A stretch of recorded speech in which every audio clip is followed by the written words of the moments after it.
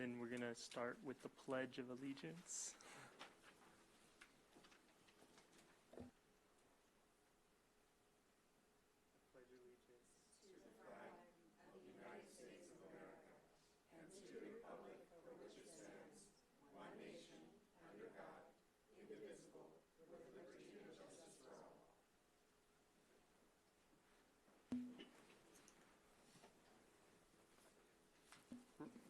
You got that right. I'll go ahead and call roll. Committee Member Lopez. Here. Committee Member Boyd. Here.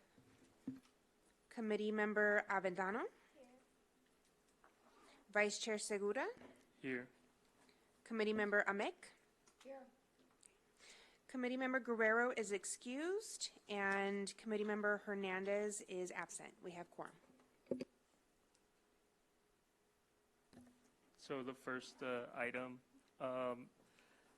city staff and consultants introductions, and then Public comments first. Oh, public comments, sorry. Sorry about that. Anyone public comments? Was there any slips turned in? There were no slips. I didn't put in my slip, but Oh, definitely, come up.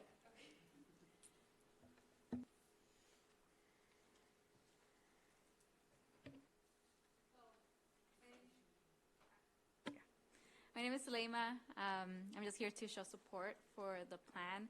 I actually found the website, I think it was last week, and the small parts that I was able to get through were great. And I really hope to see the downtown area be, to grow and come back to what it was or what it could be.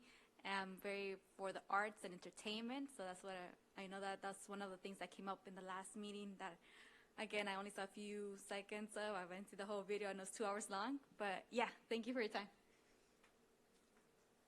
Thank you. Doesn't look like we have anyone else here for public comment. So we'll get started with city staff and consultant introductions.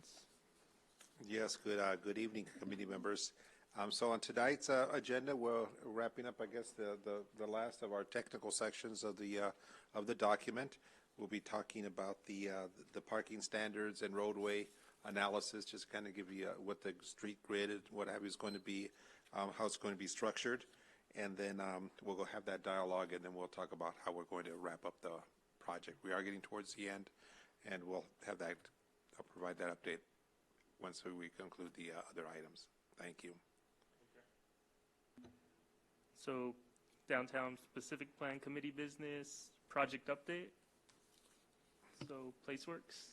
Yes, thank you. Karen Gully with PlaceWorks. I want to introduce Brian Marchetti. I think you've met him early on in the process. He is with the firm of KOA, and they are the ones that have been working with us on evaluating the roads and running the traffic analyses that we're going to need for the environmental impact report. So we're here tonight to update you on the status of all of that.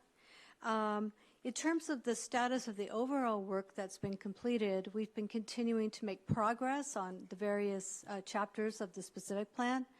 And we're working towards having big chunks to share with you at our next meeting.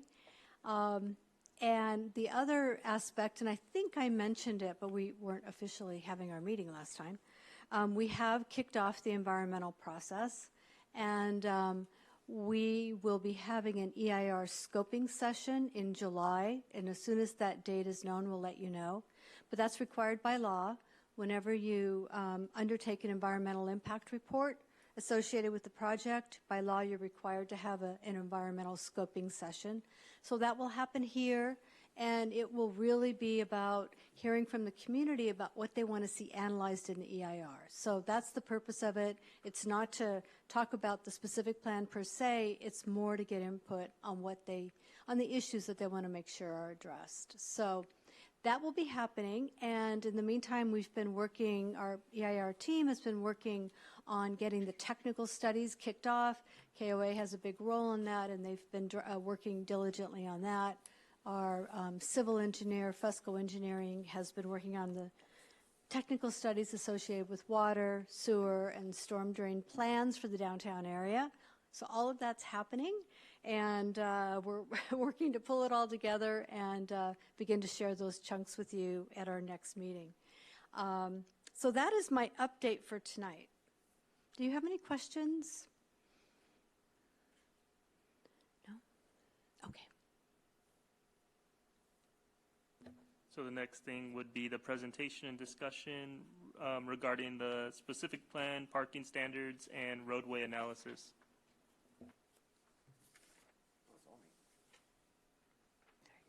It's all you. Hello, so I'll walk you through, again, Brian Marchetti with KOA. I'll walk you through the slides that we have. I have 4 of these. 2 are dedicated to parking. You do have copies of the packets, correct? Okay, because on the screen it may be hard to see some of this. So these are the proposed parking standards for the specific plan for the residential uses. One of the big components of this, the first item on the left there, including the mall structure in the district parking supply.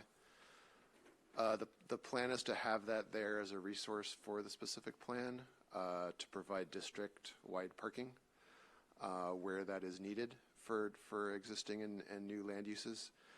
We came up with a proximity of about 1,000 feet walking distance so that uses can access the parking there. That would be evaluated for each use as it comes in and gets approved by the city. Also allowing shared parking across neighboring sites where you might have retail, you might have residential next door, depending on the mix of uses. Those uses can share that parking. They peak at different times, and you can have more efficient parking that way. You don't have to build one space for every single bit of demand for each of those uses. One of the policies will be encouraging unbundled parking, which is where if you rent a unit or buy a unit, a residential unit, you don't buy or rent the parking necessarily. You have the option of having that as a separate cost. So if you don't need that parking, your rent or your purchase price is lower for that unit. So that's something we want to encourage in downtown to make development cost more affordable. Yeah, and that's very cost of common living. in transit areas. Do you mind if I jump in? Mm-hmm. Okay. No. Yeah, so it's super common in transit areas where people have access to transit, and if they're smart and they locate close to it, they could potentially, as a household, live with one less car. So it's a way to address that from a rental or a home ownership standpoint, the cost of it. Yeah. Yeah, if you have that alternative transportation available, you may not need 2 vehicles. You may not need any vehicles. One of the policies will be to count on-street parking as guest parking. Usually that's entirely contained within a site for a residential project, but the proposal is anything that's fronting a residential parcel, that on-street parking can be used to count as guest parking, so you don't have to provide so much parking on site and use that for other uses, amenities, and other residential uses. Allowing tandem parking. This is often not permitted in codes, but where you have one unit that has 2 spaces, you can allow for tandem parking where one vehicle parks in front of the other vehicle. It wouldn't work across units. It would have to be for individual units, but that greatly reduces the burden on projects to provide parking, eases up on a lot of space requirements, and you can have a much more affordable development with that policy. In terms of the code requirements, we're providing a more simple set of requirements proposed here. 1 parking space per bedroom. It currently ranges from 1 to 2.5, 1 to 3 bedrooms. We're simplifying that in 1 parking space per bedroom and 1 space minimum per unit. And then the unbundling would also occur with that.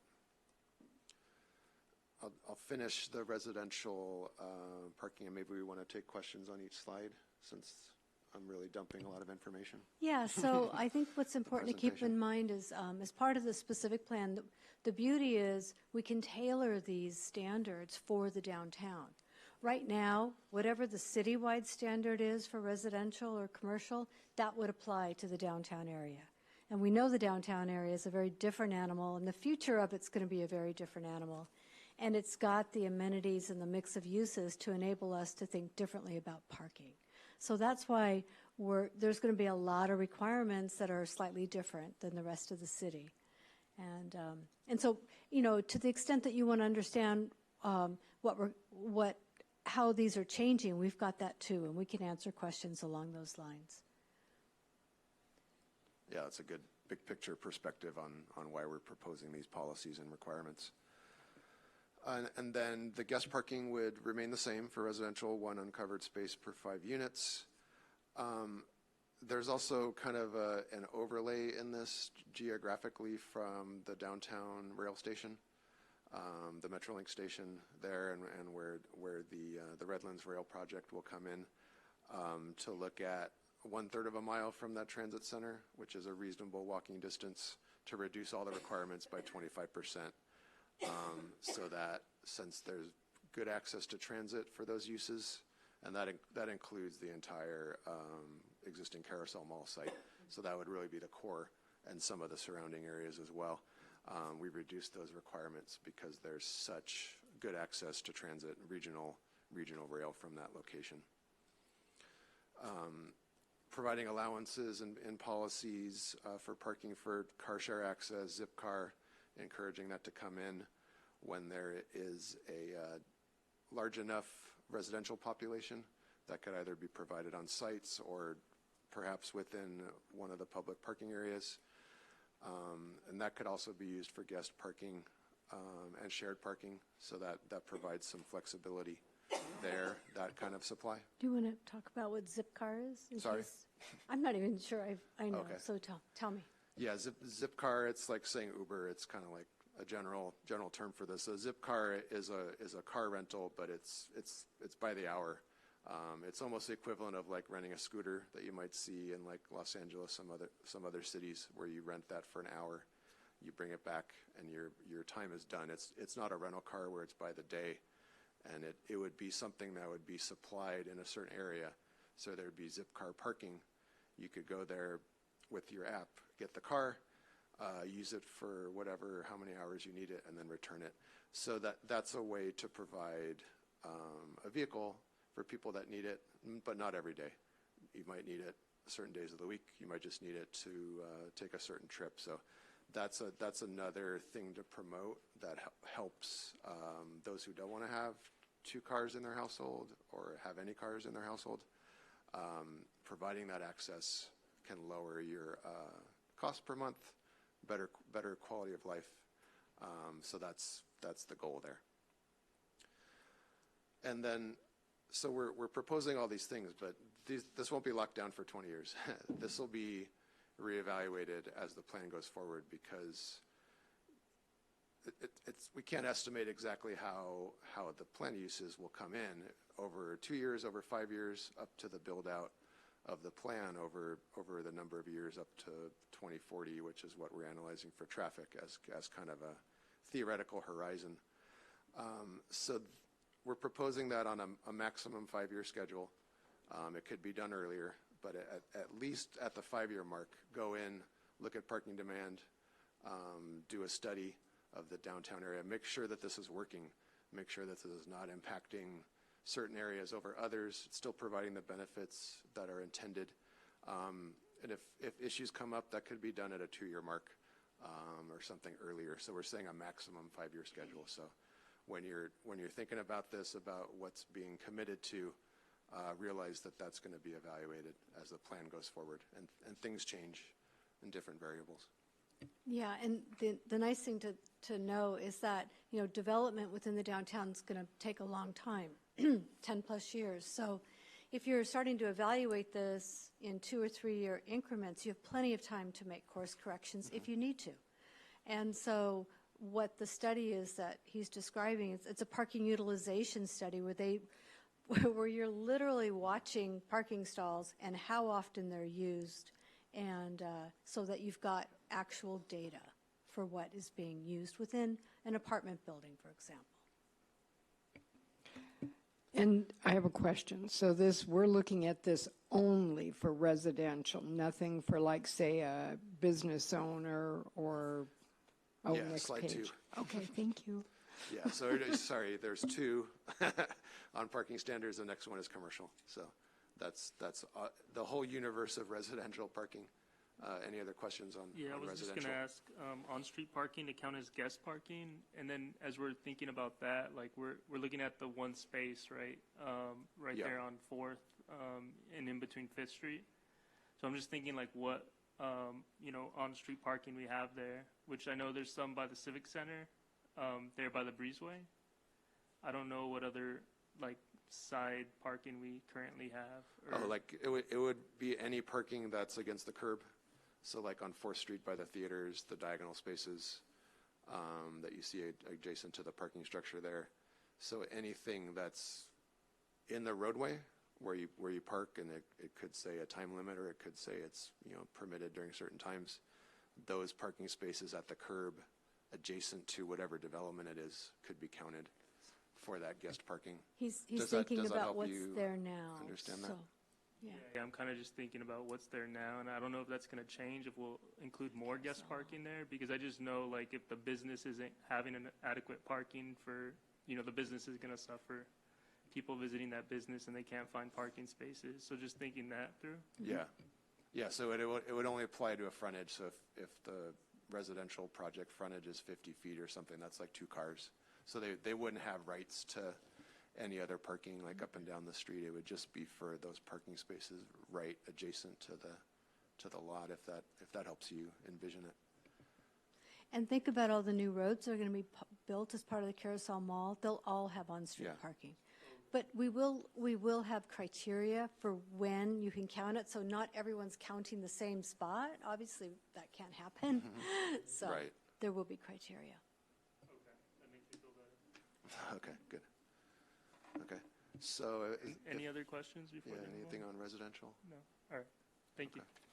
Okay, so we'll move on to commercial. There we go, non-residential, because we are talking about industrial as well. So the proposal is to help incubator type businesses or new businesses coming in. You want those small locally owned businesses coming in as the downtown develops under the plan. So the plan is to not have any parking requirements for restaurant, retail, and museum, art, gallery types of uses, as we do have the Arts District in the downtown area. So that takes away the cost of providing parking. A lot of times you can't get commercial spaces to be developed because they were built years ago. And when something comes in, maybe it's a more intense use, like a restaurant or something, they might have 2 spaces in the back, and that's not enough to provide parking. They'd have to redevelop the site or purchase the site next door, just as an example.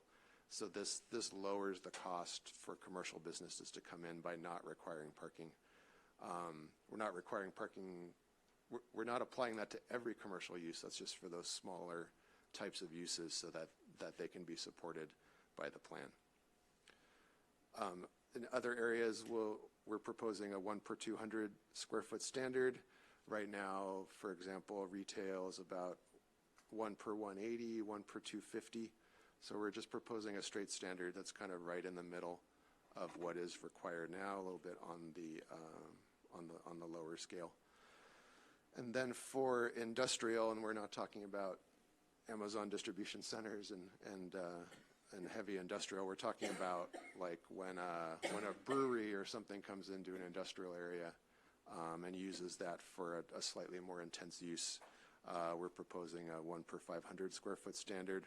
Right now for industrial, it's about 250 to 1250 based on a sliding scale.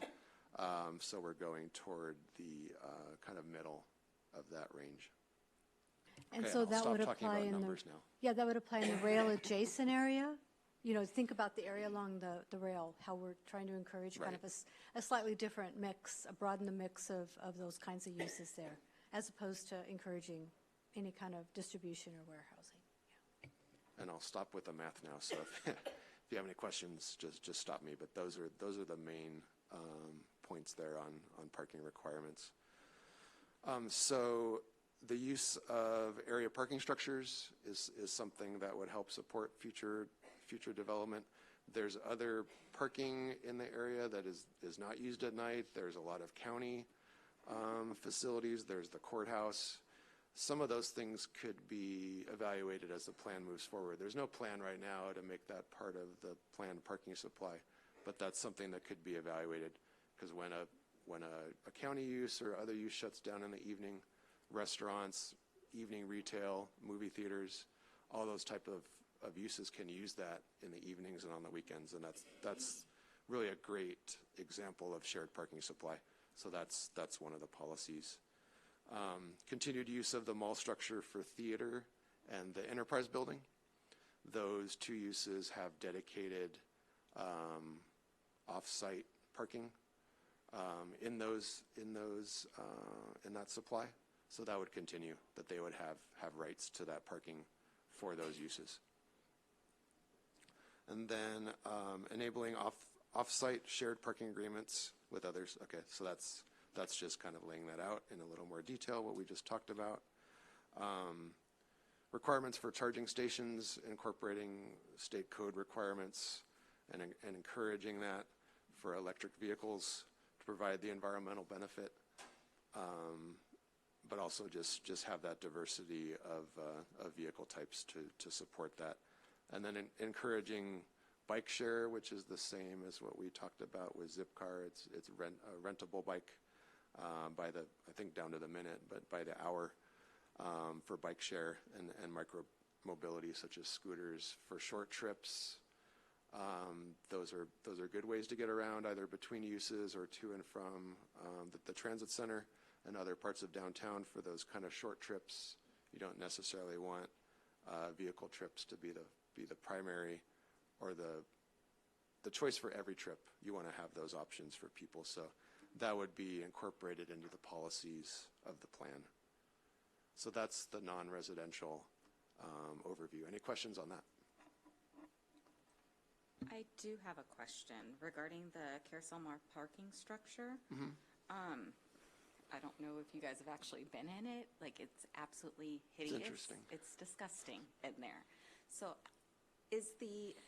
I'm assuming that is included with the sale of the property, correct? Okay. For It the is. overall. So it will no longer be city-owned. Okay. I just hope that there would be some type of plan to improve the appearance inside and outside when the developer does move forward with anything, because you can't even drive in there. The manhole covers are missing. There's potholes. The parking spaces are hard to see. I don't know if there's a count of actually how many parking spaces, because when we're thinking development, we're thinking bigger and more. And I feel like the Carousel Mall structure itself, was built, 30, 40 plus years ago. And I feel with us growing that it just would not be large enough, to sustain what we hoped in our vision to come in the future. Yeah, the intention isn't that it provides parking for the entire development. It's just a limited amount that's close by. And we do want to see it continue to be accessible for all the other downtown activities. It's my understanding, and Oliver, you can jump in and correct me, but it's my understanding there does have to be upgrades to it. And so that will be part of that agreement eventually. And then as part of the specific plan, we're also going to require some type of screening and upgrade to the facade of it as well. So we beautify it. And so, yes, you can expect that.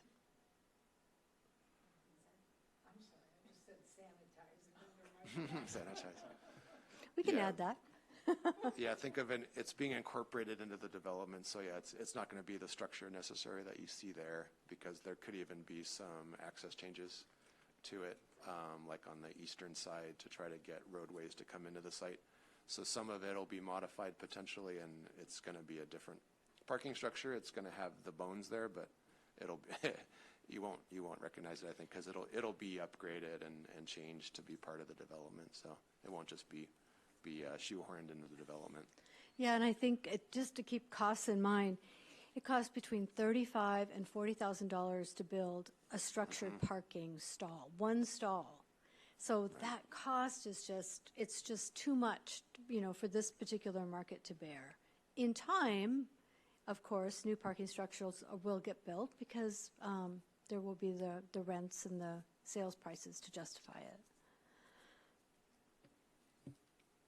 Any other questions on the parking requirements and policies? If not, I'll move on to some of our very colorful maps that we've generated. I think you've seen this before, but I will go through it. So at previous DTAC meetings, we went through this roadway priorities scheme. We also went through some of the cross sections for different roadways. So we've incorporated your comments and made some modifications, and as we analyze things, we've made some changes too. This is the draft final priorities map. So I'll walk you through it. There's a small legend there, but basically the red roadway there at H and G Street corridor, that's an auto-oriented roadway. This will remain as it is. It's a bypass during freeway shutdowns. It's a connector for all the freeway interchanges in the area, so that will stay as an auto-oriented roadway. When you see the lighter blue lines, these are pedestrian emphasis corridors where we're not touching the sidewalk areas. We're not increasing traffic by adding lanes or anything. These are pedestrian priorities, like 4th Street, Court Street. These all support pedestrian travel in and out of the core of downtown, the Arts District, the theater area as well. The yellow lines are the bicycle priority corridors, and this just means that we're looking at ways to provide bicycle facilities on those streets. And this also links in with the active transportation plan that is being finalized through the city right now. So the active transportation plan sets priorities for pedestrian travel, bicycle travel, and facilities that support that. So these are all linked in with that plan, those yellow corridors. And then we have some other mixed corridors, including on the E Street corridor with the SBX line there supporting access to transit on that street to the stations that are there, and supporting the use of that roadway with its transit lanes.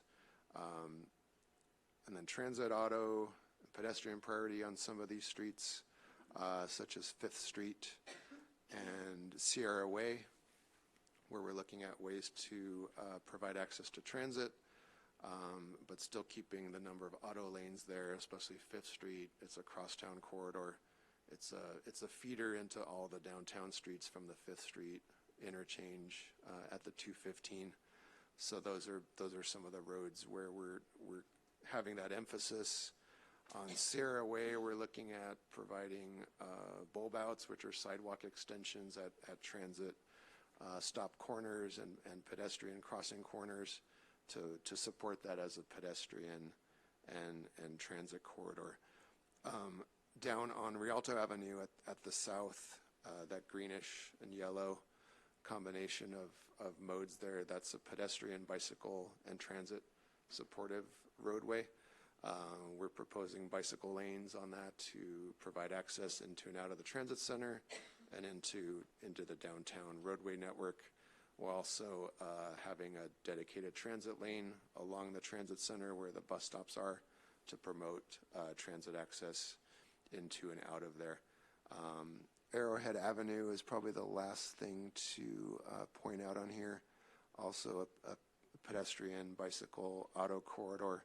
Arrowhead Avenue would have new bicycle lanes on that street as well, but also with a mixture of the other modes, a little bit less of a priority for bicycle on that street. So it gives you an idea of this is kind of an interwoven network of different roadway priorities We want the downtown to have access on different modes, not just on vehicles. We want to build that bicycle network. In San Bernardino, this will filter out into the general plan area, into the rest of the city. So that is the policy plan for roadway emphasis in the plan area downtown. Any questions on that? It's similar to what we've shown before, and remember those cross sections we showed you? There have been some slight modifications as Brian has run his traffic analysis, and so at this point he's feeling pretty comfortable that these changes that we're recommending can be supported. Yeah, and we'll attach those to the draft plan when it's together in the next month or two. Those will be attached, the final cross section, so you can look at that. It's just a lot of pages, so we're trying to simplify the information here with this map here. And then the only thing I would add to that is there's sort of this other layer of pedestrian-only pathways that we will be requiring through some of these larger parcels to get to the transit station. We want to make sure that they happen in the Carousel Mall and that they also extend down below 2nd Street so that we've got good access, because those parcels are huge, and it really does make sense to facilitate pedestrian and bicycle throughways through those parcels. So those will be showing up as well. And then, I think ultimately when we get even into the more fine grain, we'll be showing the existing alley system and the potential to potentially extend that into the Carousel Mall area, making sure that we don't forget about that. What this isn't showing are the local roads, but know that they're there. We'll have standards for those local roads. There will be new standards for the roads for the Carousel Mall, and they're going to look a little different than your traditional streets that are wide. But they're going to really emphasize slowing down traffic, giving them plenty of space to park, and then the pedestrian experience was going to be really enhanced, as well as bikes. I mean, they're truly going to be multimodal roads. But that'll be happening at the local level as well. So there's sort of this other layer, but this is the big stuff that the whole traffic analysis is run on, which is why, we wanted to revisit this tonight. And then, Brian, maybe why don't you talk a little bit about how you're going to be using the analysis? Okay, Sure. I'll let you do that. Yeah, that'll transition to our next figure. But yeah, what we were talking about there with the Carousel Mall, so you see some dotted lines there. This is kind of a concept to be finalized through the development plans for the mall, but extending 5th Street, sorry, I'm looking at that phonetically, F Street, the North-South Street through the Carousel Mall site as pretty much the roadway that it used to be, because both sides of F Street are kind of the same roadway. So it used to be a continuous road. So F Street would come down as a major road through the Carousel Mall site, and then some sort of connection from G Street south into the site, turning into a east-west connection. And that's where on the east side, the structure may be modified. It may to provide direct access onto East Street, so that you really have this roadway network that continues through the site, and you reestablish that street grid that's been missing, and you have those long roadways that go all the way around the Carousel Mall. That'll change with this new roadway network going through that development. So that's what those dotted lines are kind of conceptualizing, but that is subject to change with development plans for the mall. So what Karen was introducing, when we go into the next figure, this gives an idea, and again, sorry, it's a lot of letters and colors, but trying to reduce down a lot of information on these roadways. But so what we're doing now is looking at the roadway segments in our traffic analysis where we had proposed those cross sections. We're looking at the traffic counts we had conducted. We're looking at the trips that are going to be likely generated by the new uses downtown in the plan, and looking at capacity to make sure that those roadways have capacity to support the development. If the roadways don't support the development, or the development overruns the roadways, you don't have that good balance for a downtown, and it won't be a healthy place to circulate around and visit and live in. So what we're doing with this figure is showing what the effects are of those roadway priorities. So where we've noted W, that's where roadways would be widened at the sidewalk level to provide for a better pedestrian environment. That's either where it's narrow now or where we have an opportunity along the Carousel Mall site to require wider sidewalks as that gets redeveloped. It's kind of an open slate. We want to have wide sidewalks going around the Carousel Mall site. So those are where we show the W. Some of the blue roadways have that widening on F Street, and these are all sidewalk. These are all for sidewalk environment to provide a better sidewalks. You want about 10 feet to have a comfortable sidewalk or more.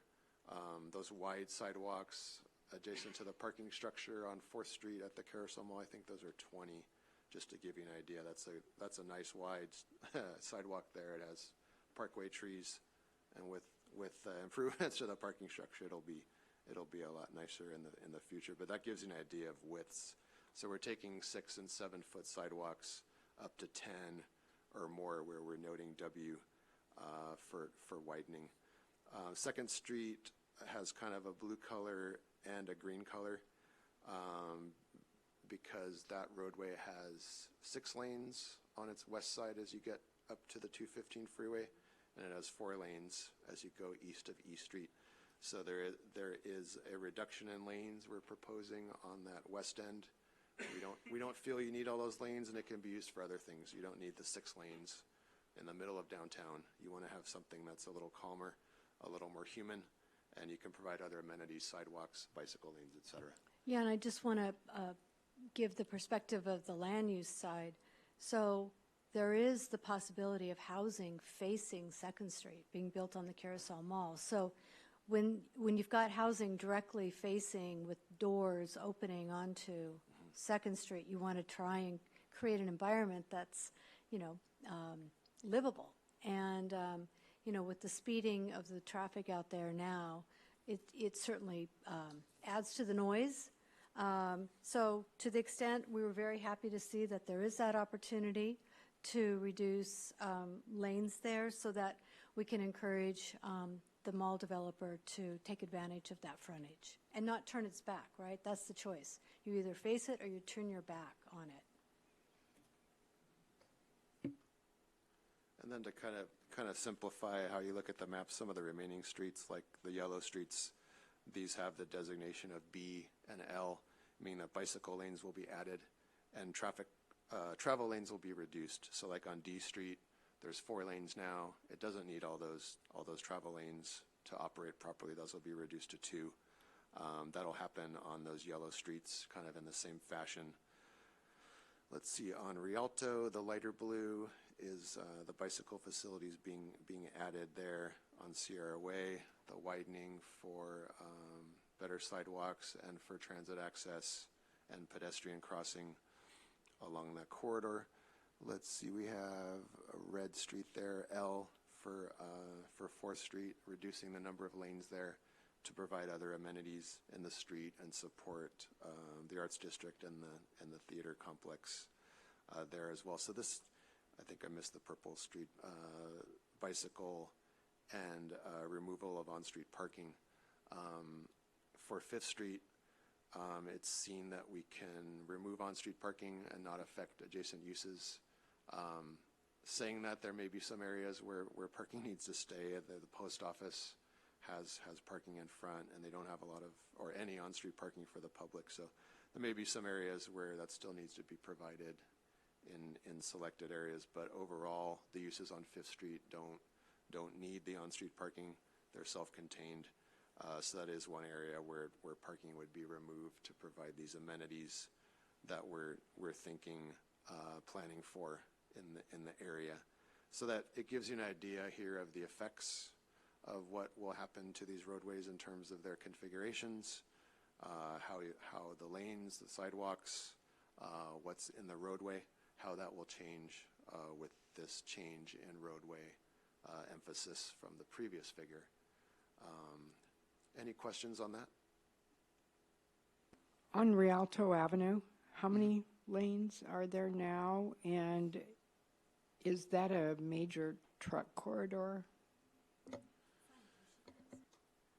Yeah, we're looking at providing the bicycle facilities there to connect to the transit center without changing any lanes there, because there is room there to provide the bicycle facilities. But yeah, the truck routes are also being looked at under the overall general plan, which includes this area. We just started a few weeks ago on a truck route study for the whole city, so that's going to be looked at Rialto, all these major streets that cross through downtown, to make sure that downtown's not overrun by trucks as industrial uses grow and travel demand grows for those, that downtown is kind of kept clear, but getting those trucks out to the airport, industrial areas, and some of the other distribution centers and things like that. So that'll be reviewed kind of in parallel with this. Any other questions?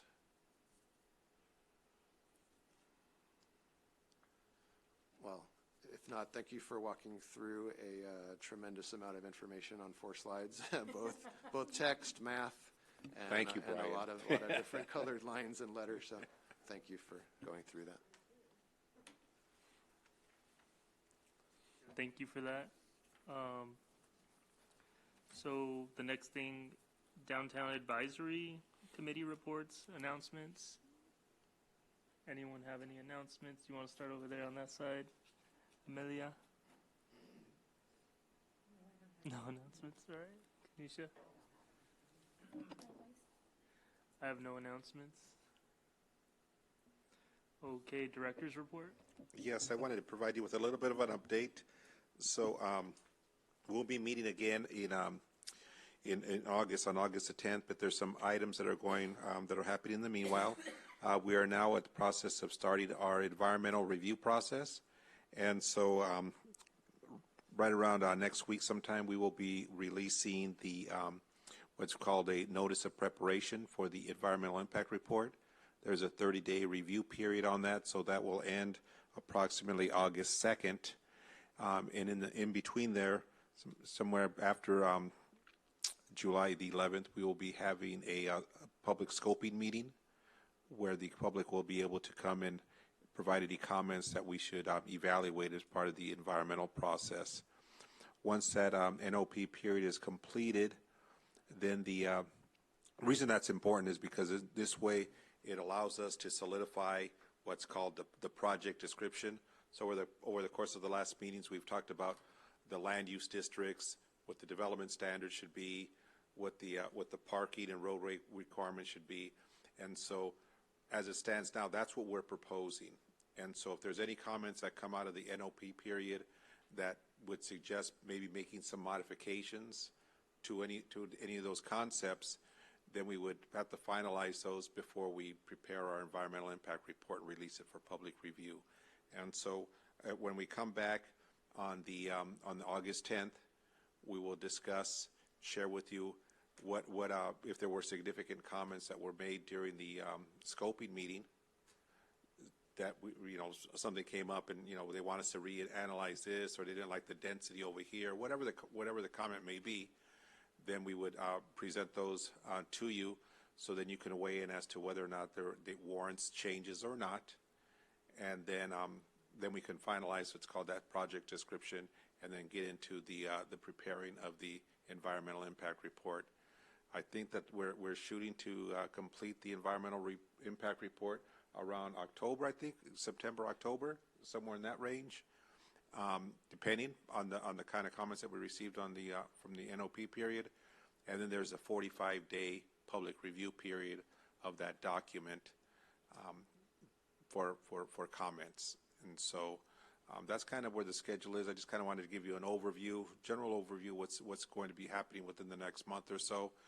When we come back on the 10th of August, I'll provide you with an update, and we'll have some of the dates will be a little better solidified in terms of the remainder of the schedule for the specific plan. Karen, anything to add Yeah, to that? I was just going to add that what we've been doing as part of the specific plan is also being taken forward and considered as part of the general plan update. So that is happening. So they're not, even though they seem like they're on two different paths, they're two different projects, they both at the end of the day have to dovetail together and be internally consistent. So I just want you all to know that that's happening at the same time. And yes, Amelia. Who prepares the environmental impact report? PlaceWorks will be preparing that.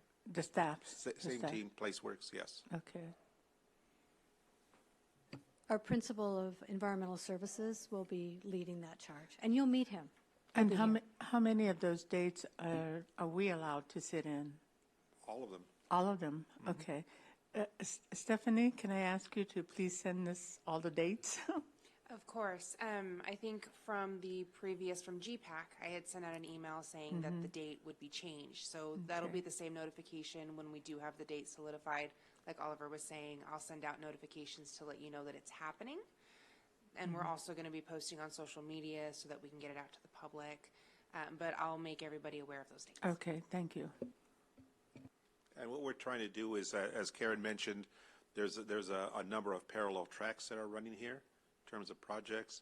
And what we want to try to do is to kind of condense these meetings, with the public meetings, I should say, so people don't get confused. Well, okay, I really wanted to go to the general plan meeting, but I ended up at this meeting or whatever the case is. And so we want to be able to maximize that public participation process and not confuse folks. That's it for me, please. So there's no date set for the next meeting, right? August 10th. August 10th? Yes. I don't have it on here on the schedule. Yeah, sorry. I think we did a polling, so we didn't update the slideshow. I'm it's sorry. fine. We It's did a fine. polling with you all, and it ended up at that date. So unless someone has found something out and you're not able to attend, it will be our last meeting. Thank you. Yeah. And adjournment, I think I need somebody to, yep, go ahead. So I'm just thinking ahead. Right when these meetings are done, what is going to happen in terms of communication to the folks that are already connected, say like through the website, the email chain? I guess the nonprofits that were engaged, like how is communication Well, going to everything's still going to continue. We're still the website will still be running. We'll still be fielding, questions, comments, or what have you. So it'll still remain. The only thing that we end shortly is going to be these meetings, but we're still going to be having the general plan meetings, and then we're still, this item will eventually end up with the planning commission as well, and so all those notices will be put on our website, and we'll still be doing social media and such. Yeah, and I think there will be some additional public outreach associated with the general plan. So the focus will then become on the general plan, because at that point, the draft specific plan will be available to the public. The EIR will be underway. So we just sort of stay silent until it's time for us to go to hearings. But the general plan process is still very active. It's like another year and a half, because there's, 10 elements or something crazy? There's a few. So they have a lot of work to do. So please continue to stay engaged, and definitely. Is there a newsletter or anything that we can sign up for to get updated regularly? So on the general plan website, you can sign up for the update. So there's an email list that you can sign up for every time we have an update with new events, things that are happening, meetings that are occurring. If you're signed up, you will automatically get those. Thank you. Any other questions, Paula? So adjournment, I think, do I need to get a vote, or It can all be unanimous. can I call for a motion? All right. Unanimously, we adjourn. You have an hour back given to your life. Thank you all. Thank you.